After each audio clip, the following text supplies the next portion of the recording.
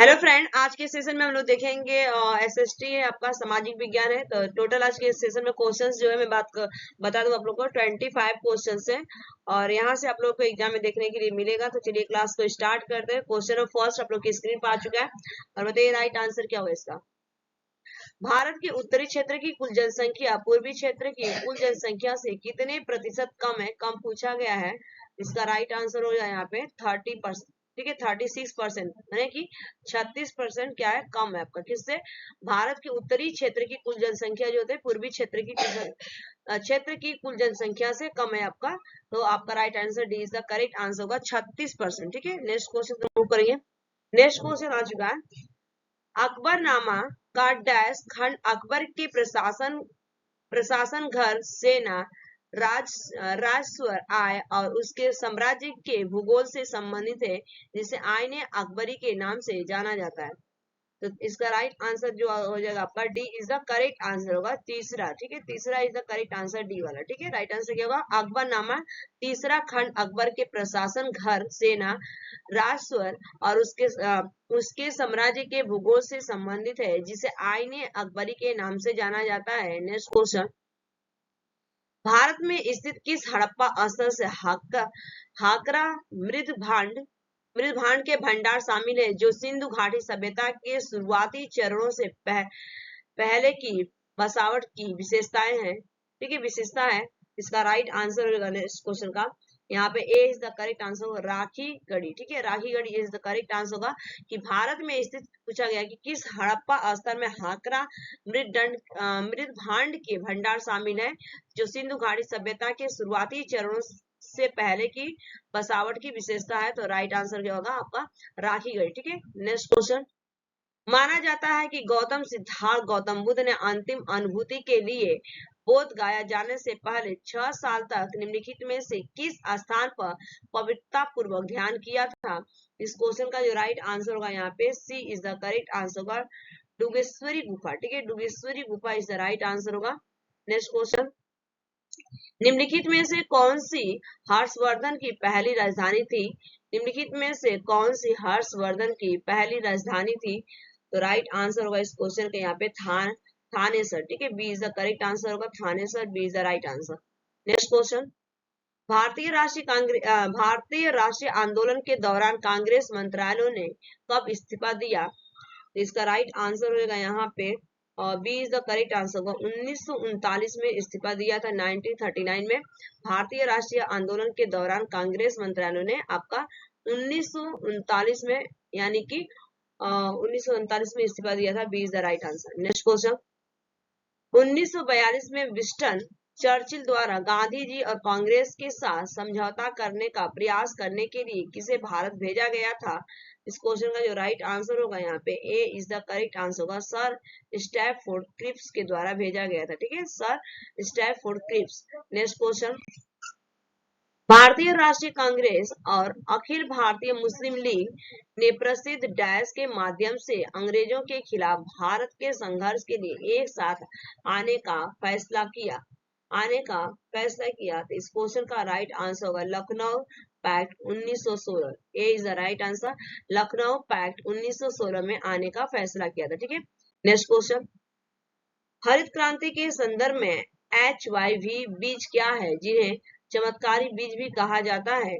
हरित क्रांति के संदर्भ में HYV बीज क्या है, जिन्हें चमत्कारी बीज भी कहा जाता है? तो इस क्वेश्चन का राइट आंसर होगा यहाँ पे B is the correct answer होगा, संकर उपज किस्म, हाइब्रिड यील्ड वैरायटी। ठीक है, B is the right answer होगा, संकर उपज किस्म, हाइब्रिड यील्ड वैरायटी।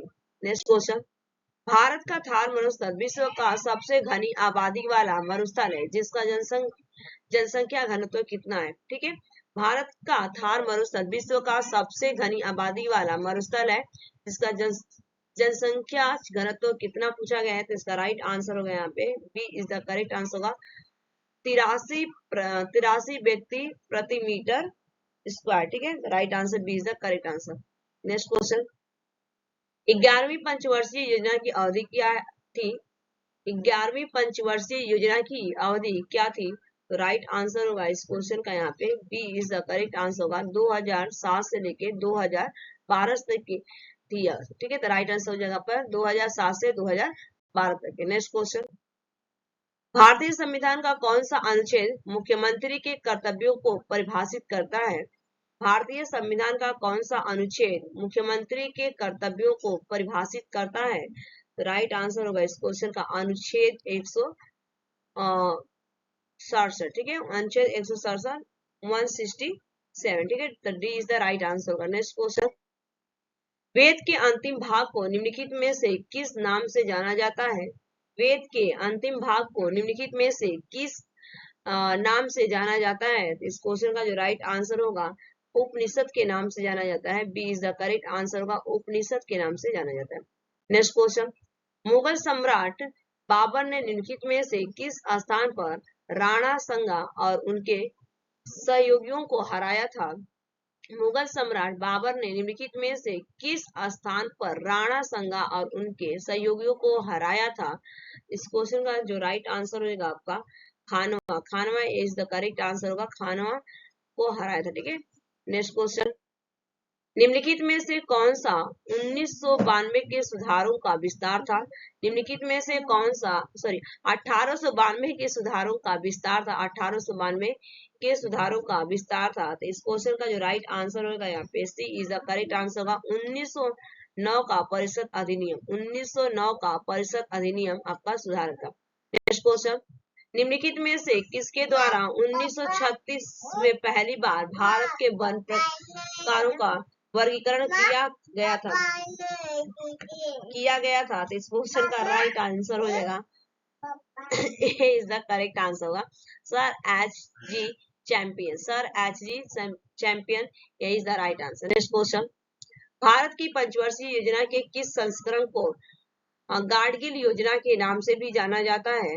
भारत के पंचवर्षीय योजना के किस संस्करण को गाडगिल योजना के नाम से भी जाना जाता है? इस क्वेश्चन का जो राइट आंसर होगा तीसरी योजना को जाना जाता है, ठीक है, तीसरी जो थी आपको जाना जाता है, C is the right answer. Next question, 1981 के किस अधिनियम के माध्यम से संसद द्वारा राष्ट्रीय कृषि और ग्रामीण विकास बैंक नाबार्ड के निर्माण को मंजूरी दी गई थी?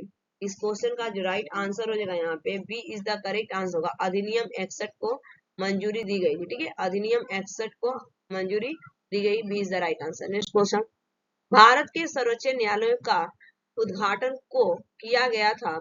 उद्घाटन संसद भवन में प्रिंसेस के चैम्बर में हुआ था, प्रिंसेस के चैम्बर में हुआ था। तो इस क्वेश्चन का जो राइट आंसर होगा यहाँ पे T is the correct answer होगा 28 जनवरी 1948, 28 जनवरी 1948 को हुआ था, D is the right answer. Next question, Mahavir Swami को जीन के नाम से जाना जाने लगा, जीन का क्या अर्थ है? महावीर स्वामी को जीन के नाम से जाना जाने लगा, जीन का क्या अर्थ है? इस क्वेश्चन का जो राइट आंसर होगा विजेता, जीन का मतलब होता है विजेता, यहाँ पे A is the correct answer, ठीक है। नेक्स्ट क्वेश्चन, किस अनुच्छेद के तहत आपातकाल के दौरान मौलिक अधिकारों को भी निलंबित किया जा सकता है? किस अनुच्छेद के तहत आपातकाल के दौरान मौलिक अधिकारों को भी निलंबित किया जा सकता है? इस क्वेश्चन का राइट आंसर हो जाएगा आपका अनुच्छेद 359, ठीक है, अनुच्छेद 359 के तहत आपको निलंबित किया जा सकता है, ठीक है, B is the right answer. Next question, lactometer निम्नलिखित में से किस सिद्धांत नियम पर कार्य करता है? लैक्टोमीटर निम्नलिखित में से किस सिद्धांत नियम पर कार्य करता है? इस क्वेश्चन का राइट आंसर हो जाएगा D is the correct answer, Archimedes का सिद्धांत, आर्किमिडीज के सिद्धांत पर जो लैक्टोमीटर होता है काम करता है, D is the right answer.